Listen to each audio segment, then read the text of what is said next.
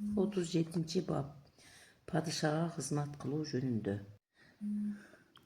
Oğlum bilgin, eger sen padişanın janjogöрлөр тобуна кошулуп ага кызматка алынсаң, жана падыша сени өзүнө жакындатчу болсо, ага көп өзүң бүтүп калбасын, ал күндөн кач. Падышага кызмат кылгандан качпа, себеби падышага жакындыктан алыстоосу болот. Ал эми падышага кызмат кылуу ага жакындатат. Падыша сенин башыңа кепилдик берген күнү андан өзгөчө сактан. Непада анын эсебинен семирип кетсең, сени ал өзү эле мууздап коет. Ал сени канчалык баалабасын бейгам болбо, өз ордуңду бил. Падышанын эркине ылайыктап сүйлө, аны менен талашпагын. Макалда айтылган: ким падыша менен өжөрлөнө талашса, өмүрү кыска болот. Анткени шибээге муштум урган наадандык эмеспи? Өз өкүмдарың менен коштошууң жаман аяктабас үчүн ага жакшы иштерди гана кеңеш кыл. А эгер жаман иштерге үйрөтсөң, аның өз башыңа кайтат.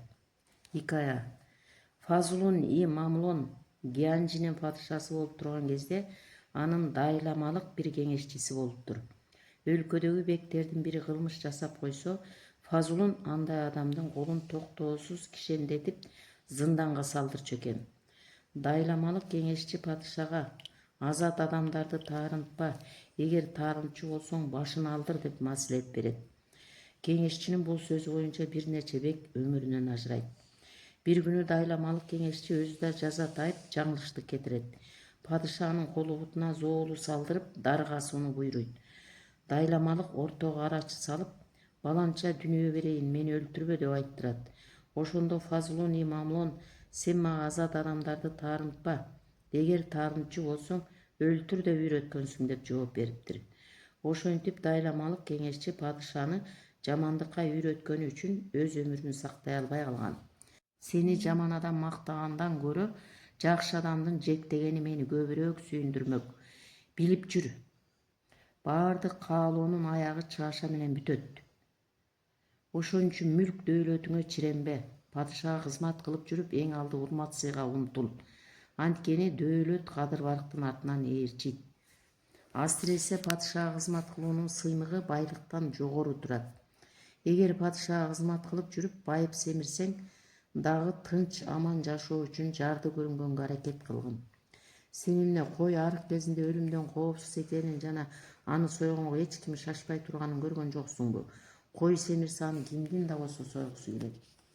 Акча үчүн өз өкүмдарыңды сатпа, анткени падышага кызмат кылып алган акчаң гүл сыяктуу жакшынакай дагы, кооз дагы, татынакай дагы, кымбат дагы, бирок өмүрү кыска болот. Падышага кызмат кылуудан көргөн пайдаңды жашыруу кыйын жана падышага кызмат кылып же жумушун бүткөрүп жүрүп чогулткан ар бир дирхемиң жолдогу чаңдан тез колдон учат. Бирок падыша кызматында жүрүп жеткен сый урматың байлыктын эң мыктысы. Анын арты менен мал дүнүйө чогулат. Ошон үчүн киреше табам деп бар жыйган дөөлөтүңдү колуңдан чыгарба. Колуңда акча барда эч качан кирешеден үмүт үзбөсөң болот. Акчадан куру жалак калгандайын кирешеге жетпейсиң.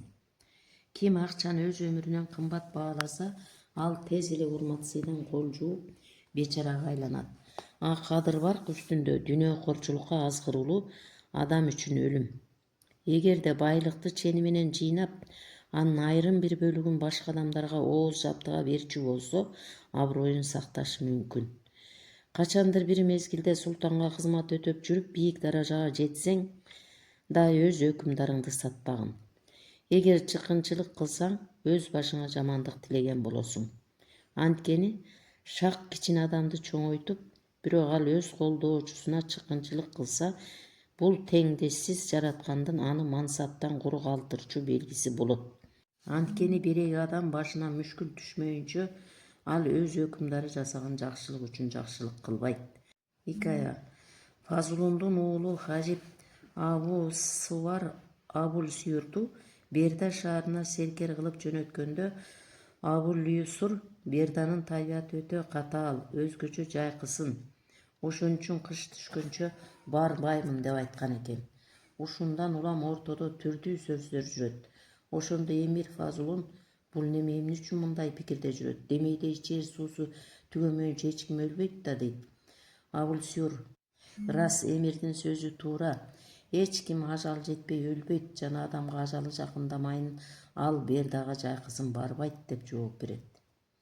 Досторуң менен душмандарыңа кайдыгер мамиле жасаба. Сенин пайда зыяның досуңа да душманыңа да тең болсун. Бакубаттуулуктун жакшы жагы доско да душманга да жакшылык менен жамандыкты жасай алганыңда. Элге кадыр барктуу инсан мөмөсүз дарак сыяктуу болбош керек. Эч кимге не пайдасы не зыяны тийбеген дөөлөттүү бай 100 000 динары бар жөөт сыяктуу болот. Адамдарга пайдасы да зыяны да тийбеген адамдан өткөн кемпай болбойт. Ошон үчүн сенин пайдаң жана ырыскың адамдарга пейилиңдин тардыгын көрсөтүүдө эмес, өз каалагандарыңды турмушка ашыруу мүмкүнчүлүгүңдө. Бийлик үстүндө кубаттуу болуп жүрүп карыган мансаптуу адамга кызматка жалданба. Карыя дагы көп жашаса да адамдар аны жаш жигитке караганда өлүмгө жакын деп эсептешет. Анын үстүндө карылыкка ишенимдүү өмүр сүрчү карылар аз болот. Эгер падыша кызматында туруктуу уулуну кааласаң, Аббас өз уулу Абдаллахка айткан бул адамдай бол. Уулум, сен билип алгын, бул киши Умар Хаттаб, ага Алла ыраазы болсун, сени өзүнө кызматка алды жана баардык адамдардын ичинен сага зор ишеним көрсөттү. Эми сенин душмандарың сени багындырып албасы үчүн жана коопсуз болуу үчүн 5 сапатты сакта. Биринчиси, ал сенден эч качан жалган сөз укпасын. Экинчиси, анын алдында эч кимди жамандагучак айтпа. Үчүнчүсү, аны эч качан алдаба. Төртүнчүсү, анын буйруктарын бузбай так аткар. Бешинчиси, анын сырын эч кимге ачпа. Ошондо сен адамдардан сактанасың жана бул 5 сапат менен көздөгөн максатыңа жетесиң. Сага мээримдүүлүк жасаган адамга дайыма ак кызмат кыл. Эгер жаңылыштык кетирсең, муну атайын жасаганыңды билдирбе. Сен ага каршы иш жасабаганыңды ал билүүсү үчүн натура иш жасаганыңды билбегендей түр көрсөтүп жүрө бер. Ал эми кызмат үстүндө кетирген жаңылыштыгыңды тарбиясыздыктан жана баш ийбегенден эмес, билбегенден улам жасады деп түшүнсүн. Анткени сенин билбегениңди күнөө деп санашпайт. Ал эми тарбиясы жоктук менен баш ийбөөчүлүк күнөө саналат. Эч кимге буйрубаса да тынбай кызмат кыл. Кимдир бирөө жасап коем деген ишти да өзүң бүткөргөнгө аракеттен. Падыша сени качан көрбөсүн, сенин кызмат кылып жатканыңды байкагандай болсун. Ар дайым ордодо бол. Падыша кимди чакырам дегенде да дайыма сени көрсүн. Анткени кол астындагыларды сыноо падышанын күнүмдүк милдети. Эгерде ал сени бир жолу чакырып, 2 жолу же 10 жолу чакырып, сен ар убак кызматка даяр жана анын кол алында турганыңды көрсө, ал чоң иштерде да сага таянат. Бул тууралуу Камар Гургани мындай деген: кайрамбашты канжыгага байладык, казынанын казанында кайнадык. Өзүңдөн кичүүнүн түйшүгүн өзүңө алмайынча улуу болуп тынч отура албайсың. Сен индигонун жалбырагы чиримейин, ал индигого айланбасын көрбөдүңбү?